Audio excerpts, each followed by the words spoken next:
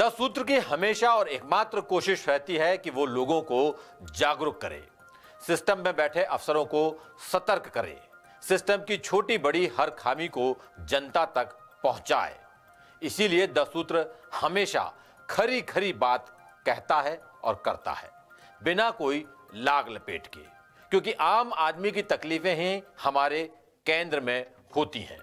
इसलिए 10 सूत्र समय समय पर अपनी जिम्मेदारी बखूबी निभाता है। मध्य प्रदेश पटवारी भर्ती परीक्षा में जब चारों तरफ से धांधली के आरोप लगे तो 10 सूत्र ने अपनी जिम्मेदारी समझते हुए यह पता लगाने की कोशिश की कि क्या वाकई में भर्ती परीक्षाओं में पास करवाने वाले दलाल सक्रिय हैं मध्य प्रदेश में। 10 सूत्र के हमारे विशेष संवाददाता संजय गुप्ता और ज्ञानेंद्र पटेल ने विस्तार से इन्वेस्टिगेशन किया और एक दलाल के संपर्क में आए। वो 6 अगस्त यानी बीते रविवार को हमने ये पूरा स्टिंग ऑपरेशन चलाया था, आपने भी निश्चित तौर से देखा होगा, और बताया कि किस तरह से भर्ती परीक्षाओं के लिए दलाल सक्रिय है। हमने सिस्टम को जगाने की कोशिश की, सरकार को सतर्क करने की कोशिश की, मगर अफसोस सरकार तो सतर्क नहीं हुई, लेकिन भर्ती परीक्षाओं की तैयारियां करने वाले कोचिंग संचालक जरूर 10 सूत्र की इस खबर को दिखाकर अपने यहां पढ़ने वाले छात्रों को जागरूक कर रहे हैं और छात्रों को बता रहे हैं कि दलालों से सावधान रहें। देखिए ये रिपोर्ट। सवाल नंबर 1, मध्य प्रदेश में आयोजित होने वाली भर्ती परीक्षाएं क्या पारदर्शी तरीके से नहीं होती? सवाल नंबर 2, इतना बड़ा व्यापम घोटाला होने के बाद भी सरकार अभी सोई हुई है, क्या सरकार अब तक नहीं जागी? सवाल नंबर 3, मध्य प्रदेश के युवाओं का भविष्य क्या अभी भी चंद दलालों के हाथों में ही झूल रहा है? ये सवाल इसलिए उठ रहे हैं क्योंकि मध्य प्रदेश की भर्ती परीक्षाओं में युवाओं को पास कराने के लिए दलाल सक्रिय हैं। तो ध्यान रखो, बस हमें बस सिलेक्शन हो जाए, अंदर हो जाए, बस बात खत्म। और 10 सूत्र ने इसी रविवार यानी 6 अगस्त को एक स्टिंग ऑपरेशन के जरिए भर्ती परीक्षाओं के दलालों का पर्दाफाश किया था और बताया था कि किस तरह से भर्ती परीक्षाओं में पास कराने के नाम पर दलाल सौदा करते हैं। इस स्टिंग ऑपरेशन के जरिए 10 सूत्र ने बताया था कि किस तरह होती है सीटों की सौदेबाजी। इतना ही नहीं, दलाल ने तो स्टिंग ऑपरेशन में दावा तक किया कि पटवारी भर्ती परीक्षा की सीटों का खेल भी उसने खेला है। अभी जैसे आपने पटवारी में करा 5 लोगों का पेमेंट लिया आपने, इसमें से 4 का आपने करवा दिया, तो उनकी पोस्टिंग हो गई क्या? अभी रिजल्ट आया होगा, रिजल्ट आया है। और ये जो 5वां जो जिसका कैंसिल हो गया उसका क्या करा? पेमेंट रिफंड हो गया। एक हमने उसको 10 से 15 दिन बोला था, चौथे दिन उसका पेमेंट चला। इस स्टिंग ऑपरेशन में जो दलाल नजर आ रहा है उसने अपना नाम स्वदीप सिंह बताया और ये भी दावा किया कि सारा खेल कर्मचारी चयन मंडल से होता है। ये दलाल कांस्टेबल भर्ती परीक्षा में सीटों का सौदा करना चाहता था और उसने एक सीट की कीमत 15 लाख रुपए लगाई और ये भी बताया कि 15 लाख रुपए किस तरह से लेगा। तो मान लेता हूँ मैं, सर आपको क्या नाम बताया आपने? स्वदीप से। स्वदीप जी, मैं आपको थोड़ी देर के लिए मान के चलो कि मैंने आपको 15 लाख की व्यवस्था करके दे दी। 15 भी चाहिए नहीं मुझे। अच्छा, 30%, फिर आपका जो मैं नंबर बता दूंगा, जो नंबर बताया अभी, फिर 30%, रिजल्ट आ गया, सिलेक्शन हो गया, रिमेनिंग पेमेंट तब से। जब 10 सूत्र ने इस स्टिंग ऑपरेशन को प्रसारित किया तो उम्मीद थी कि सरकार इस पर कोई एक्शन जरूर लेगी, क्योंकि सौदेबाजी का ये पूरा खेल सिस्टम के भीतर बैठे जिम्मेदारों के बगैर नहीं खेला जा सकता। रोजाना देश और विदेश के मुद्दों पर मीडिया में अपनी राय जाहिर करने वाले प्रदेश के गृह मंत्री डॉक्टर नरोत्तम मिश्रा से 10 सूत्र संवाददाता ने सीधा सवाल किया कि पटवारी भर्ती परीक्षा को लेकर 10 सूत्र ने जो स्टिंग ऑपरेशन दिखाया, सरकार उस पर क्या कार्रवाई करेगी? जब 10 सूत्र संवाददाता ने ये सवाल पूछा तब डॉक्टर नरोत्तम मिश्रा अपने पसंदीदा विषय दिग्विजय सिंह पर बोल रहे थे। नरोत्तम मिश्रा ने सवाल सुना और बगैर कोई जवाब दिए चलते बने। देखिए। स्वाभाविक रूप से उनको तो हम नजर आएंगे ही, और जो जाकिर नायक है वो उनको शांति दूत नजर आएंगे। सर, पटवारी भर्ती परीक्षा में स्ट्रिंग सामने रहा है कि दलाल गैंग सक्रिय है। सर, पटवारी भर्ती परीक्षा में स्ट्रिंग सामने रहा है कि दलाल गैंग सक्रिय है। यानी इतने अहम मसले पर सरकार की तरफ से जो संवेदनशील प्रतिक्रिया आनी चाहिए वो नहीं आई, और इसलिए खबर की शुरुआत में 10 सूत्र ने सवाल पूछे थे कि व्यापम जैसे महाघोटाला होने के बाद भी क्या सरकार अब तक जागी नहीं है?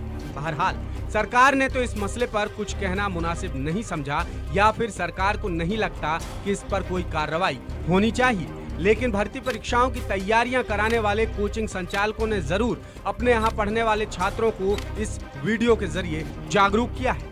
कोचिंग संचालकों ने 10 सूत्र के स्टिंग ऑपरेशन को अपनी क्लासरूम स्टडी में शामिल किया और उन्हें आगाह करने की कोशिश की। 10 सूत्र न्यूज करके जो है वो एक न्यूज चैनल है, ठीक, उन्होंने मेरे प्यारे भाइयों एक स्टिंग ऑपरेशन किया और उस स्टिंग ऑपरेशन में ये पता करने की कोशिश की कि जो पटवारी में है वो वास्तविकता में सीटें बिकी थी क्या, आगे एमपी पुलिस कांस्टेबल का हमारा जो एग्जाम है उसमें मतलब क्या हो रहा है क्या नहीं हो रहा है। ठीक, परीक्षा के दलाल 10 सूत्र करने जा रहा है, एक सनसनीखेज खुलासा, इसकी पूरी जांच होना चाहिए। 10 सूत्र सावधान कर रहा है युवाओं को।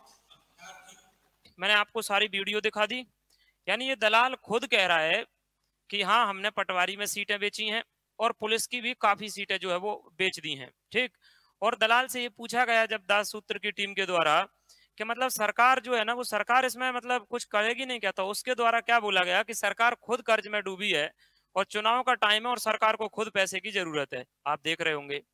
तो मेरे प्यारे भाइयों सबसे पहले तो हम लोगों को क्या करना है, तो आप लोगों को देखो पहले तो सजग रहना है। सजग का मतलब समझ रहे हो ना, सजग का मतलब यह है कि मतलब आप लोगों को ऐसी चीजों में नहीं फंसना है। यानी कोचिंग संचालक परीक्षा की तैयारियां करने वालों को बता रहे हैं कि उन्हें सतर्क रहना है। सरकार को तो कोई मतलब नहीं वो इस तरह से दलालों के झांसे में ना आए। और तो और कई कोचिंग संचालकों ने अपनी क्लासरूम में ये तक कह दिया कि दलाल अपना काम कर निकल जाएंगे, लेकिन पैसा देकर नौकरी लग तो जाती है लेकिन बाद में नुकसान ही होता है। मैं अब जो दिखाने जा रहा हूं आपको मैं, वो है 10 सूत्र, मतलब 10 सूत्र न्यूज है, मतलब एक न्यूज नेटवर्क है ना, और इन्होंने बड़ी मेहनत से जो है स्टिंग ऑपरेशन को अंजाम दिया। हो जाइए सावधान, घूम रहे हैं परीक्षा के दलाल, 10 सूत्र करने जा रहा है, एक सनसनीखेज खुलासा है भर्ती परीक्षाओं में पैसे लेकर पास करने के दावे का। तो आप सबने देखा, ये चूंकि स्टिंग ऑपरेशन था 10 सूत्र का, इसका सारा इस पूरे वीडियो का क्रेडिट जाता है 10 सूत्र को। तो ये जो फैक्ट था, तमाम चीज़ें थी, ये एक स्टिंग ऑपरेशंस के द्वारा तमाम चीज़ें की गई और जो संदेह के बादल हैं वो बड़े खतरनाक हैं। जब लोगों का कॉन्फिडेंस ये कहता है ना कि सरकार और तमाम चीज़ों, तो इससे पता चलता है कि इन लोगों की जो पैठ है वो कहाँ तक है, कहाँ तक नहीं है, कितना डेप्थ तक चीज़ें जा रही हैं। देखिए, मेरा सिर्फ इतना मानना है, अगर युवा चाहें तो इसको रोक सकते हैं, क्योंकि जो भर्ती में जो धांधली करवाते हैं युवा ही करवाते हैं। वो कुछ युवा ऐसे करवाते हैं जो शॉर्टकट रास्ता अपनाते हैं। अगर आप पैसा नहीं देंगे तो दलाल पेपर का करेगा क्या? सिंपल है, दलाल को एग्जाम में बैठना नहीं है, दलाल को सिर्फ चाहिए वो लोग जो पैसा दें और नौकरी लें। पैसा दे करके नौकरी जिसकी लगती है, आज नहीं कल नहीं कभी न कभी पता चल जाती है, और जब पता चलता है तो बहुत घाटा होता है। यानी 10 सूत्र ने अपनी जो जिम्मेदारी निभाई है लोगों को जागरूक करने की, वो बखूबी पूरी की। अब केवल सरकार से उम्मीद है, क्योंकि सरकार से तो उम्मीद ही की जा सकती है कि वो इस मामले पर कोई सख्त एक्शन लेगी और सिस्टम को सतर्क करेगी कि ऐसे दलालों को ढूंढ कर उन पर कार्रवाई करे। वैसे आपको बता दें, एक खुलासा हम आज करना चाहते हैं कि जब ये इस दलाल से हमारे संवाददाताओं की बात चल रही थी तो इस दलाल ने तमाम मंत्रियों के, कम से कम आधा दर्जन मंत्रियों के, जी हाँ मैं पूरी जिम्मेदारी के साथ बोल रहा हूं कि कम से कम आधा दर्जन मंत्रियों के, उनके ओएसडी के नाम लिए थे। लेकिन चूंकि हमारे पास पुख्ता प्रमाण नहीं थे, हम सिर्फ किसी के कहने पर नहीं जा सकते थे, इसलिए हमने वो नाम नहीं बताए। और हम बेवजह, जब तक हमारे पास पुख्ता प्रमाण ना हो, पुख्ता कागज ना हो, कागजात ना हो, तब तक हम सिर्फ बदनाम करने के लिए, सनसनी फैलाने के लिए कोई पत्रकारिता नहीं करना चाहते हैं। और वैसे सरकार चाहे तो 10 सूत्र की मदद भी ले सकती है।